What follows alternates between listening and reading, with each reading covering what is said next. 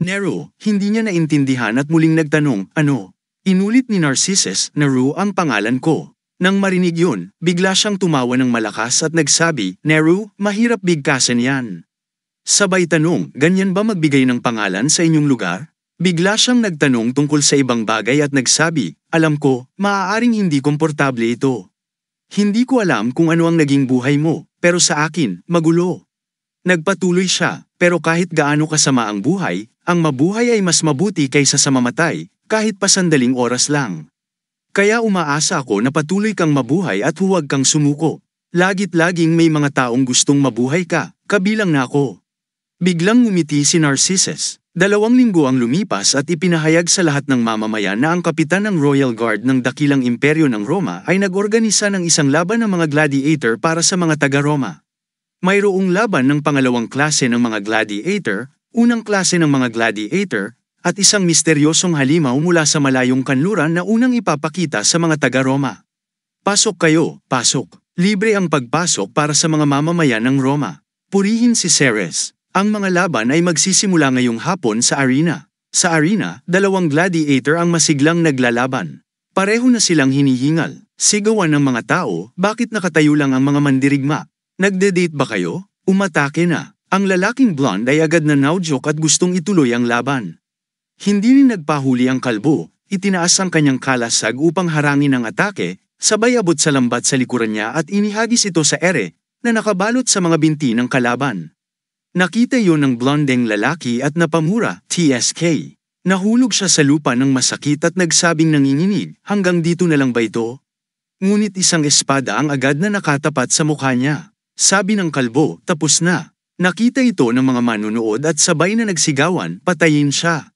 Patayin. Nagulat ang kalbo sa sigawan ng mga tao sa stands. Sa royal seat, narinig ang sigaw ng mga tao, patayin siya. Patayin. Ang kapitan ng Royal Guard ng Roma, si Reus, ay itinaas ang kamay at ibinaba ang kanyang hinlalaki. Nang makita ito ng lahat, mas lalo silang nagsigawan ng malakas. Sa kabila ng pag-aalinlangan ng kalbo, nagsalita ang blondeng lalaki, ano pa ang hinihintay mo? Gawin mo na, sabay bulong, paumanhin. Tinuluyan ng kalbo at sinaksak ang espada sa kalaban. Tumili ng tuwa ang mga tao sa stands, tama yan. Sa royal seat, 2 lalaki ang nag-usap. Napaka-boring na laban, sabi ng isa. Tinangka naman nilang maging seryoso, pero may dahilan kung bakit pangalawang klase lang sila, sagot ng kalbo. Nagpatuloy ang isa, Reus, bakit mo naman pinatawag ang mga amateur na ito? Pati ang katabi ay nagtanong din, curious din ako. Malapit na ang seryosong laban sa Ceres Festival. Kalma lang na tumugon si Reus, salamat sa inyong pag-aalala, pero pampalipas oras lang sila. Ang mga tanong ninyo ay masasagot sa susunod na event. Patuloy na nagtanong ang isa, ano ang halimaw na dinala mo mula sa kanluran? Ano nga ba ang halimaw na ipinagmamalaki mo? Di na ako makapaghintay. Ngumiti si Reus ng mapanlinlang at sinabing, maghintay lang kayo ng kaunti pa. Ang mga tauhan ko ay nagsisikap na hulihin ito ng buhay. Sa kabilang panig, si Abydos ay nagmasid mula sa maliit na bintana at nagsabi, ngayon na, habang seryoso ang kanyang mukha, handa nang sumigaw. Si Abaidal ay tumingin din sa labas ng bintana at nagsabing, oras na para umalis. Binuksan ng gwardya sa labas ang utos, naghahanda para sa paglabas. Siya naman ay nanatiling nakatayo, may mapagpakumbabang mukha, at lumingon upang sabihin sa lahat, tumayo na kayo, halika. Dahan-daang tumayo ang lahat, puno ng takot. Nang makita yon, lumala ang kanyang tingin at sumigaw, bilis. Agad na tumalon ang lahat at tumayo ng tuwid. Tiningnan niya sila ng may paghamak at nagsabing, ano ba, mga duwag?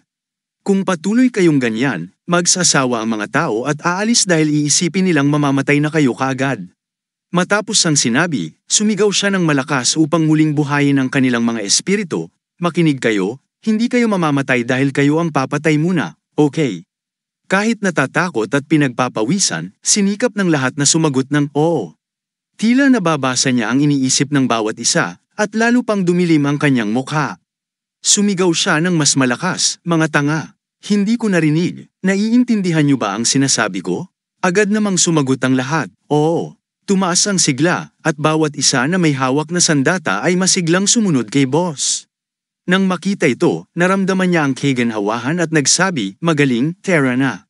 Pagdating sa hagdan, bigla siyang nagsalita, "Hey," sabay abot ng kamay na may hawak na pill.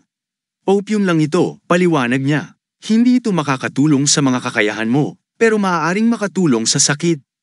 Tiningnan niya ang pill ng kalmado ngunit walang pag-aalinlangan na tumanggi. "Ayos lang ako, salamat." Nagpatuloy siya sa paglakad kahit hindi niya lubos na naintindihan. Galit na kinuyam ni Abydos ang kanyang mga kamay sa likod at pabulong na sinabi, "Sira ka ba?"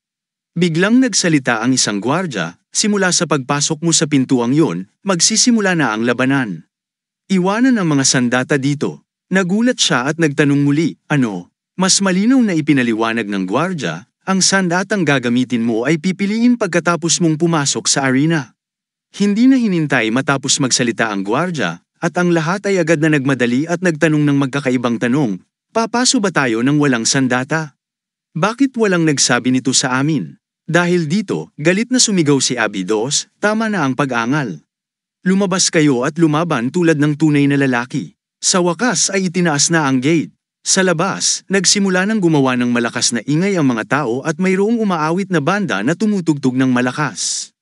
Nang lumabas ang lahat, nasaksihan nila ang eksenang ito at namangha, "Wow!"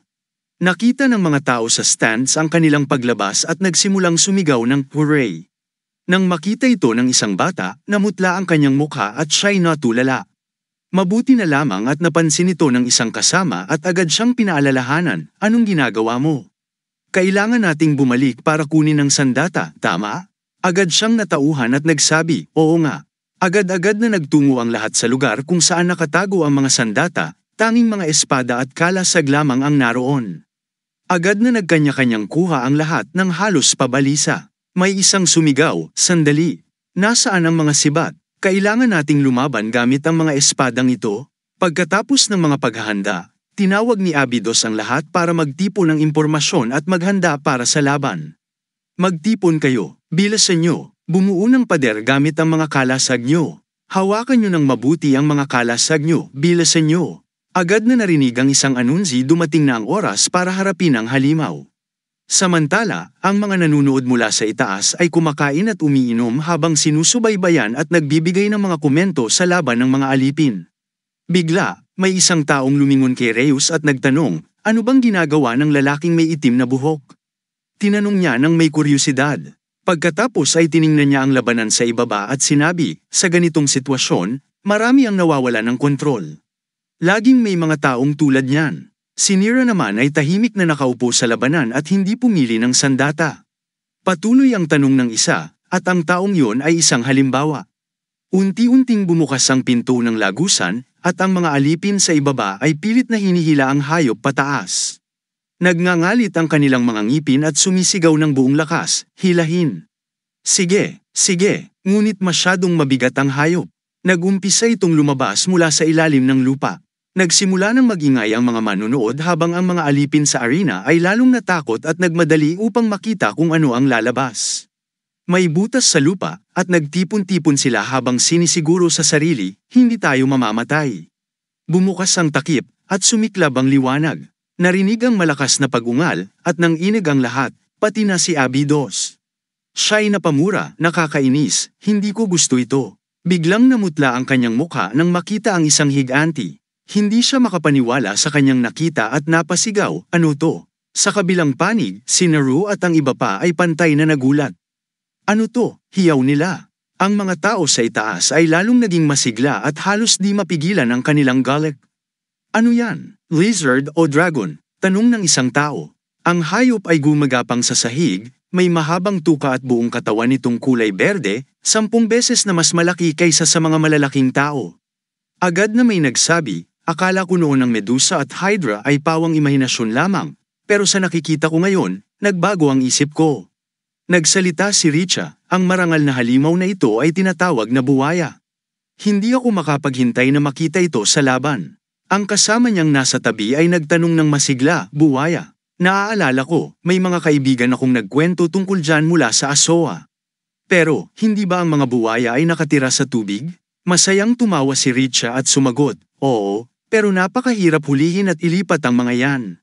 Haha, ibinaling ng halimaw ang mga mata nito sa isang banda, tila may tina-target. Si Naru ay tumingin pabalik, at habang pinagpapawisan, nakita niyang papalapit ito ng dahan-dahan. Ang kanyang mga mata ay nanatiling matatag, at tahimik na nagpasya sa kanyang puso, "Prinsesa, malapit na tayong magkita muli." Umungal ang buwaya, at nag-aalala ang lahat, sumisigaw, "Ano ba ang ginagawa mo? Bilisan mo." Nagpatuloy ang sigaw, "Maghanda na tayo para sa pag-atake." Nang marinig yun, itinaas ng lahat ang kanilang mga espada at itinutok ang mga ito sa buwaya. Ngunit naramdaman ng halimaw ang galaw, at biglang hinampas ang buntot nito papunta sa lahat. Agad na kalmado ang bawat isa, nagtatanggol, at sumigaw, "Paparating na ito sa atin. Huwag mag-alala, kaya natin to. Papatayin natin yan." Sumugod si Abydos, itinaas ang kanyang espada at sumigaw, "Halika dito. Papatayin kita." Ngunit bago pa man siya makalapit, hinampas ng buwaya ang buntot nito, dahilan upang magpagulong-gulong ang lahat. Isang malakas na sigaw ng sakit ang narinig, at lahat ng tao ay tumalsik pabalik mula sa hampas ng halimaw. Halos sumabog ang kasiyahan ng mga manunood, sumisigaw ng "Wa!" habang ang buwaya ay umuungal ng malakas. Si Abydos, na nahulog sa lupa, ay pilit na bumangon, hindi makapaniwala sa nangyari. Nanginginig ang kanyang boses nang sinabing, hindi maaaring totoo ito. Subalit hindi pa siya nakaka-recover nang muli siyang atakihin ng buwaya. Wala siyang magawa kundi sumigaw ng habang nakikita ang bibig ng halimaw na bumukas sa harapan niya. Nagulat ang natitirang mga mandirigma at ilan sa kanila ang sumugod upang iligtas si Abydos. Ngunit nawala na sila ng pag-iisip at diretso na lang sumugod sa halimaw, sumisigaw ng atake. Sunod-sunod na hampas ng espada ang tumama sa katawan ng buwaya, ngunit tila wala itong epekto. Sa halip, lalo pa itong nagalit. Tumayo ang buong audience mula sa kanilang mga upuan sa sobrang excitement. Sa isang iglap, hinampas muli ng buwaya ang dalawang lalaki at agad na hinati sila sa apat na bahagi. Ang mga nakakita nito ay natigilan at nagsimulang manginig. Ang kanilang mga mukha ay pumuti at tumulo ang pawis na parang agos. Nakita ni Abydos ang mga nangyari at walang magawa kundi magmura, "Mga tanga. Hindi nila ginagamit ang kanilang mga kalasag." Biglang sumugod muli ang buwaya at binitag ang bawat mandirigmang madaanan nito. Sa mga lugar na dinaanan ng halimaw, mga bangkay na lamang ang makikita. Tila determinado itong patayin ang lahat ng naroon. Binuksan ng buwaya ang bibig nito, ipinakita ang matatalim nitong mga ngipin, at naghanda upang umatake kay Speos, ang natitira na lamang sa laban. Nanginginig si Speos habang siya'y dinidiin ng halimaw sa pader, "Walang magawa kundi magbigay ng walang silbing banta, lumayo ka sa akin." Habang nanunood si Neera sa eksenang yon, naguguluhan siya sa kanyang mga iniisip. Biglang pumasok sa kanyang isipan ang alaala ng prinsesa. Naalala niya ang sandaling yun kung saan siya ay nagsalita sa prinsesa, "Ginawa ko ang isang bagay na hanggal, hindi mo ba ako sisisihin, prinsesa?" Nakaupo ang prinsesa sa damuhan, malumanay siyang sinagot, "Ayos lang." Medyo nagalit si ama, "Pero salamat sa iyo, buhay pa sina Banwa at Chu. Iniligtas mo sila gamit ang iyong lakas at bilis." Ngumiti ang prinsesa habang inaalagaan ang mga bulaklak, "Hindi ako galit." Habang iniisip ni Neera ang lahat ng ito, nagsimulang magulo ang kanyang isip. "Prinsesa, malapit na tayong magkitang muli," naisip niya. Dapat ko bang lumaban ngayon? Sa harapan niya, si Speos ay tinutukan na ng halimaw. Samantala, sa mga stands, dalawang tao ang nag-uusap malapit kay Reus. Ang isang kalbo ay nagsabi, "Napakagaling nito. Ang halimaw na ito ay mas malakas kaysa sa anumang halimaw na nakita ko." Sumagot ang isa pa, "Ang mga buwaya, talagang malalaki at malalakas ang mga ito, hindi ba?" Nang marinig yun, agad siyang sumagot, "Hindi sila ganoon kalaki. Ang isa lang na nakuha ko ay medyo espesyal." Patuloy na nagsalita ang kalbo, "Ang buwayang yun ay siyam na talampakan ang haba at may bigat na 89 na kilo, parang hydra na ipinadala rito." Napangiti ang isa at sinagot, "Hydra? Maganda pakinggan, pero alam mo ba ang kapalaran ng hydra?" Nagulat ang kalbo sa narinig, at sinabi ng misteryosong tono, "Pagkatapos ng lahat, sa Citadel ay may isang tinatawag na katawan ni Hercules." Tumitig ang kalbo sa kasama niya, nagkatinginan sila, na tila nauunawaan na ang lahat. "Iyan din ang sasabihin ko," naisip nila. "Alam mo ba kung bakit ang lalaking ito ay pinuno lamang ng Royal Guard?" Samantala, sa mga stands, si Spiro ay puno ng kawalang pag-asa. Ramdam niya ang pagiging inutil ng kanyang pagtutol, at walang magawa kundi mag-murmur, "Kaunti na lang, at mamamatay na ako." Ngunit biglang, may isang kumuha ng kutsilyo mula sa kanyang kamay, si Nira, na nakatayo sa harapan niya. Nagpanik si Spiro at nagmamadaling sinabi kay Nira, "Tumakbo ka, Nero. Mamamatay ka rin." Ngunit mariing pumikit si Nero, tila ginawa na ang kanyang desisyon. "Sabi mo, kahit isang beses lang," sabi niya, puno ng intensyon ang kanyang mukha. Ang boses niya ay puno ng kumpiyansa, "Lalaban ako gaya ng dati." Naalala niya ang panahon noong nasa Royal Palace pa siya. Isang araw habang siya'y nag-eensayo, dumating si General Euro at sinabi, "Lalo kang lumalakas, Nero." Tumitig ito ng mariin sa kanya, "Ngayon, kahit maghanap ka sa buong mundo, bihira kang makakahanap ng katapat." Ang papuri na yon ay nagdala ng ngiti sa kanyang mukha. Lumipat ang eksena kay Narcissus na nakaluhod sa harap ng hari, na masayang tumatawa. "Ha?" sabi ng hari, kitang-kita ang kasiyahan sa kanyang mukha. "Sa mga kasanayan mong ito sa martial arts, kaya mong talunin ang higit sa 1,000 kalaban mag-isa sa digmaan. Sa bawat labanan, hindi siya nabigo. Maraming kalaban ang bumagsak sa kanyang kamay. Sa isang alaala, makikita si Narcissus na tumatawid sa libu-libong bangkay, ang isang kamay ay may hawak na espada, at ang isa ay hinawakan ng kwelyo ng pinuno. Ang pinuno, habol ang hininga at hindi makapagsalita, ay nagsabi, "Ikaw, tao ka ba talaga?" Nagkalat ang mga bangkay ng mga kalaban sa lupa. Nang makita siya ng prinsesa, marahan niyang tinawag, "Naru." Ang mga kamay ng prinsesa ay nakaposas at hindi makagalaw. Nagtanong ito, "Paano ka nakarating dito?" Marahil ay nasugatan ang kanyang mga mata, kaya isa sa mga ito ay hindi maimulat. Hindi niya ininda ang pana na nakabaon pa rin sa kanyang balikat. "Prinsesa, kung para sa iyo, hindi ako matatalo, kahit harapin ko ang buong mundo." Kahit may nakaharap na dambuhalang buwaya, hindi siya natakot. Kahit ngayong isang beses lang, bulong ni Narcissus sa sarili, mariing pumikit. "Lalaban ako gaya ng dati."